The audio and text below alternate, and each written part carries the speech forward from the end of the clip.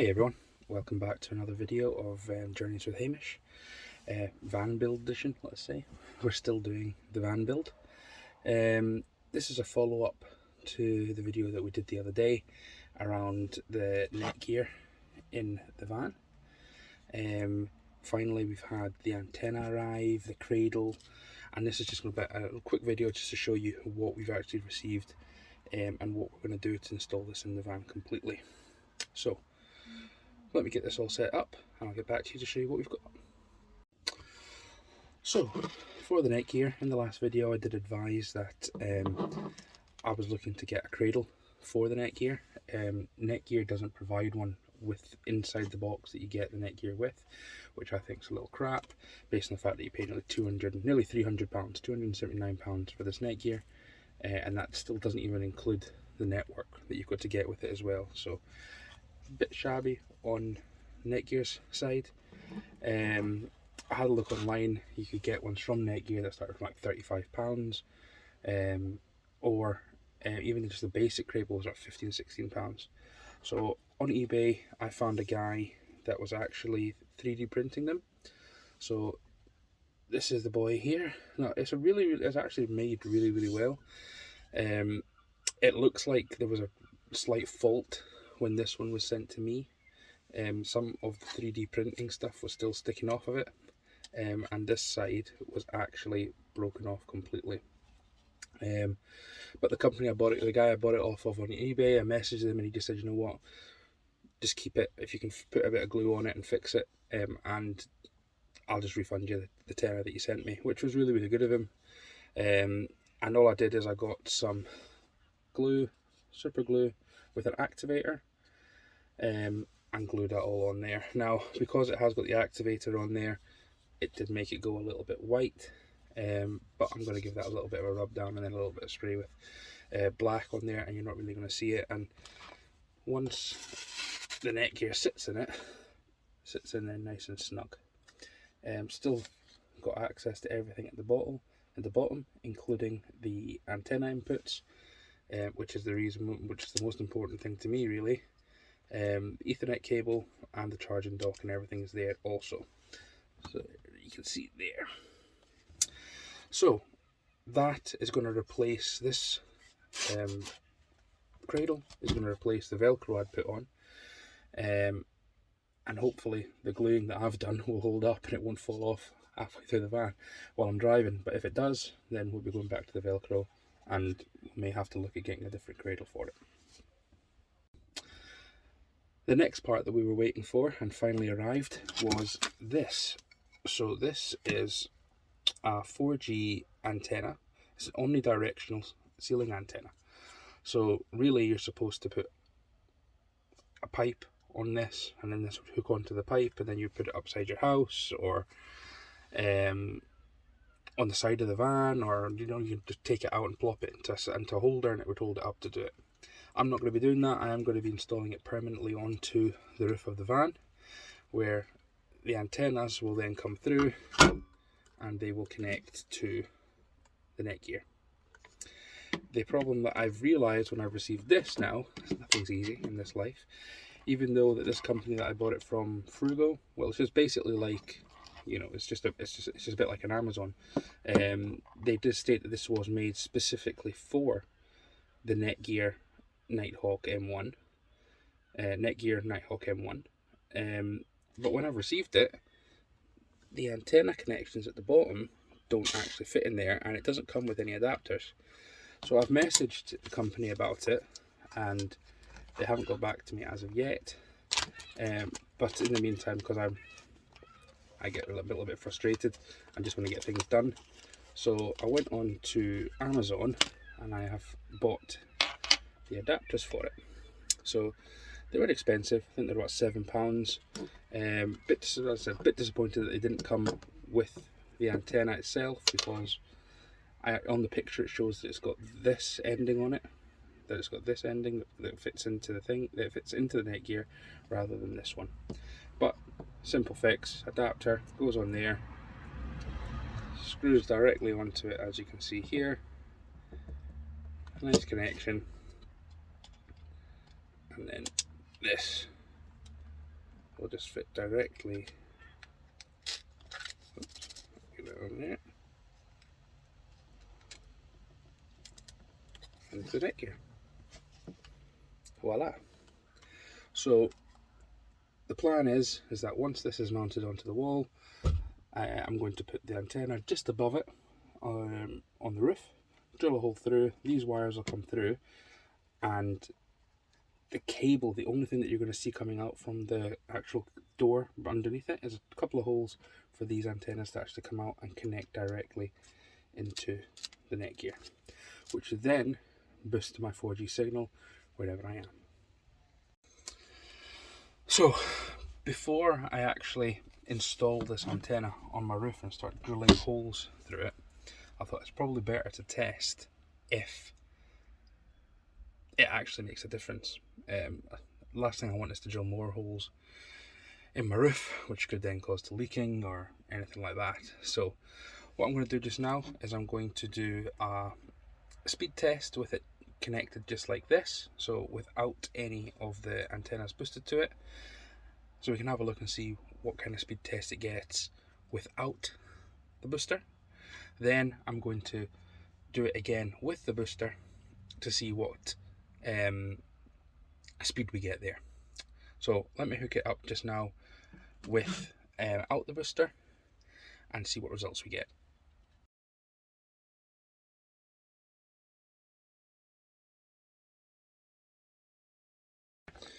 So as we can see, without the booster connected to it, we're getting about 15.9 upload and about 17 megabytes per second download speed, which is pretty good on its own. Obviously I am near my house, so I always get good signal in my house anyway, so I wouldn't foresee that to be a problem. But let's now connect it to the booster and let's see if it makes any difference at all.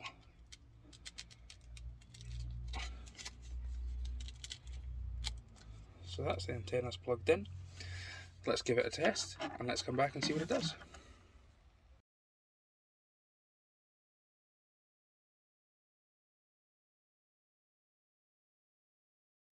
So as you can see there, not much difference in the download speed. That's still about the same, about 17 megabytes per second. I think it's 17.9 without the booster on it, 17.3 with that.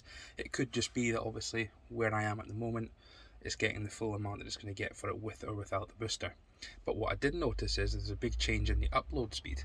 So from 15.9 where we were to 19.920 upload speed, which is fantastic, especially if you're going to be uploading videos. If I'm working from the van, I need to upload documents, uploading messages, all these sort of things. That's going to make a huge difference. So I think that's kind of shown me that at least I'm not losing any power from it. And I do have full bars anyway, with or without the booster on here. But it's definitely going to help with upload. So I think I'm going to install it on the roof and bite the bullet really and just hope that it works. So before I screw the cradle up onto the wall there for the netgear and start work on the antenna, I had a couple of friends ask me if there was anything, now that I've pretty much done the basics in the van, is there anything that I would have done differently or anything I would have changed? And now that I've taken the van out a couple of times and I've used it, there's definitely some things I would change.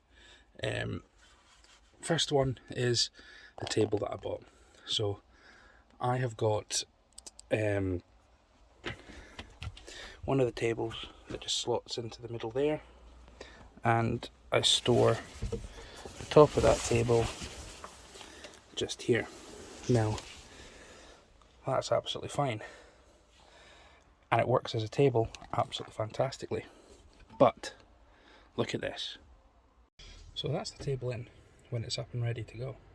Now for my kids who are nice and small and petite, a quick little move of that, they can move straight in. But for me, who I'm a little fat fucker, observe.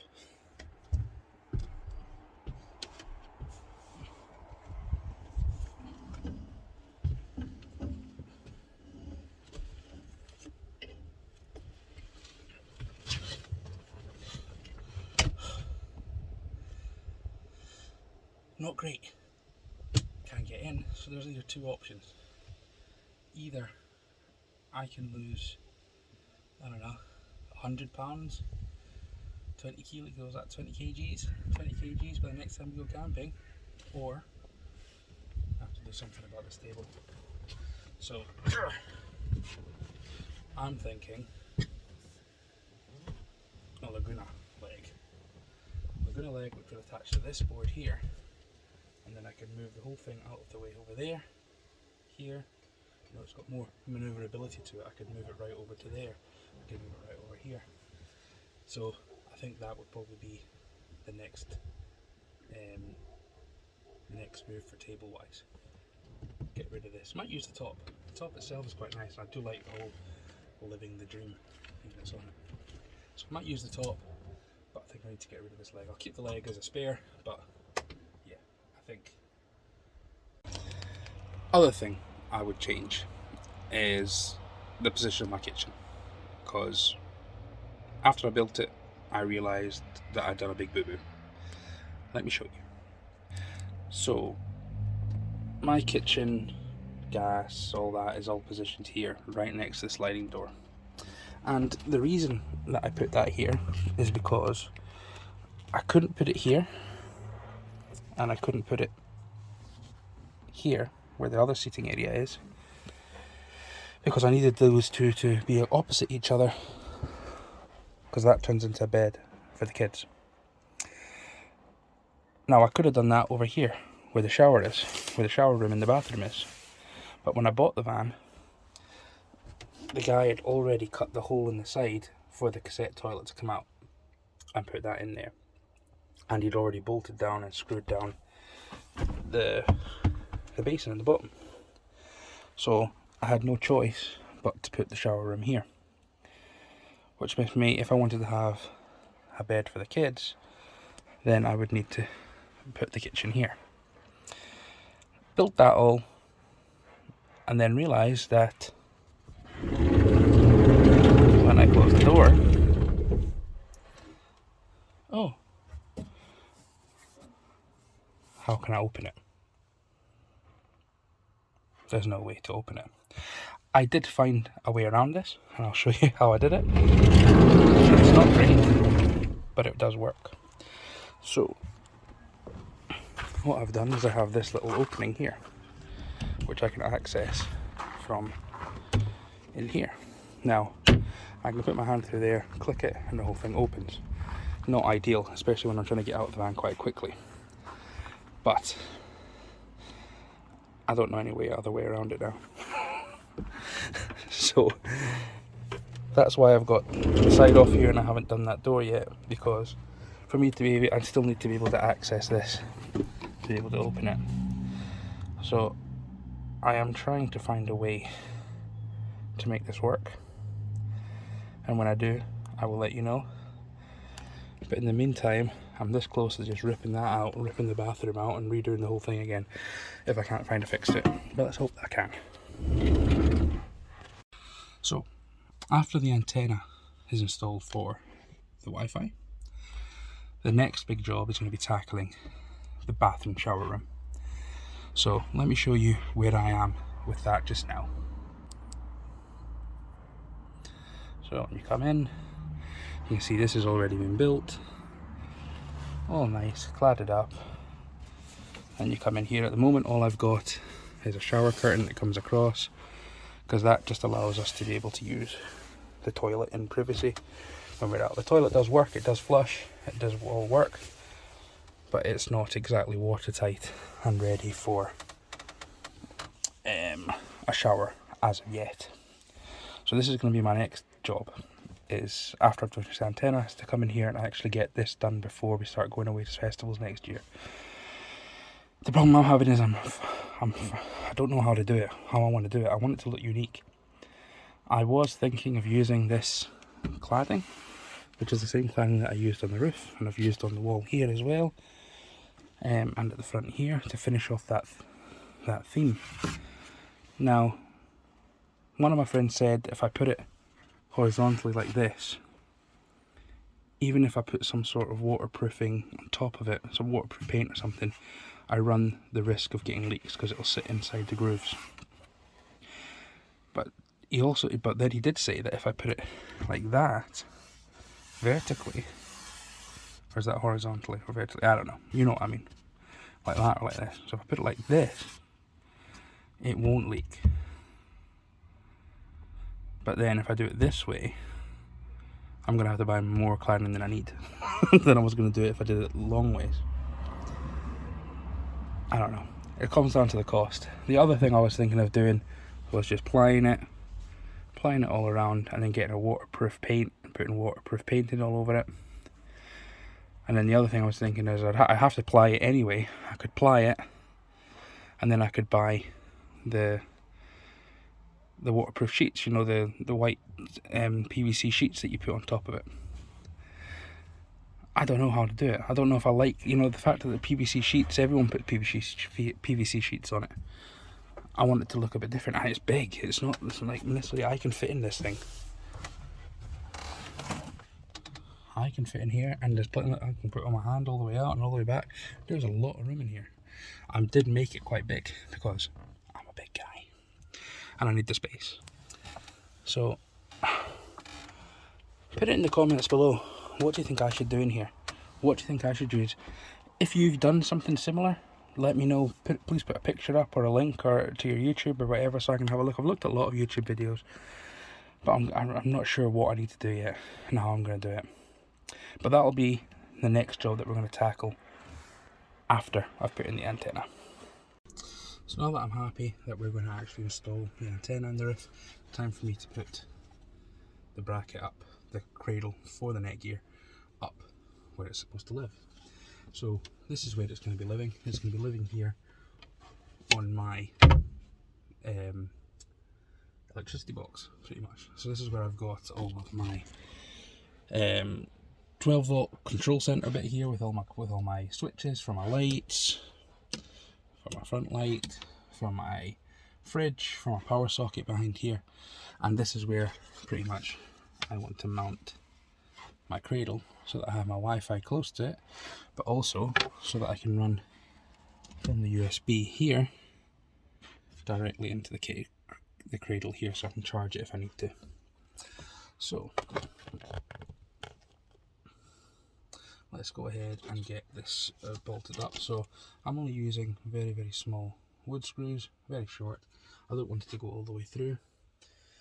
The problem with I was going to use a level for it, but the problem with using a level in a van is it's actually not level. So the van itself isn't level. It's sitting at an angle, so you'll never get it level. So I'm trying to sort of eye it up with the side of my control unit, which I leveled up while it was on the bench. So if I put one here in the middle,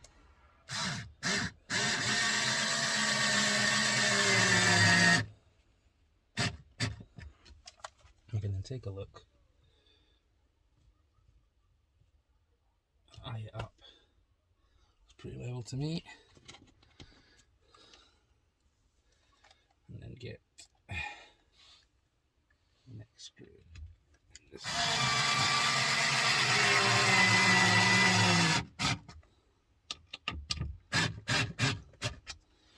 sure it's level. Still looking level to me. Soon find out when we put the netgear on if it actually is though.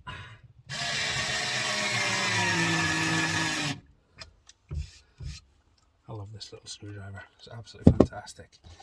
So let's go ahead now and put the netgear in. Let's close these up. It's saying red. Why is it showing red? Broke something today. There you go. So, if we have a quick look how it looks there. What do you think, guys? Pretty level? I think it is.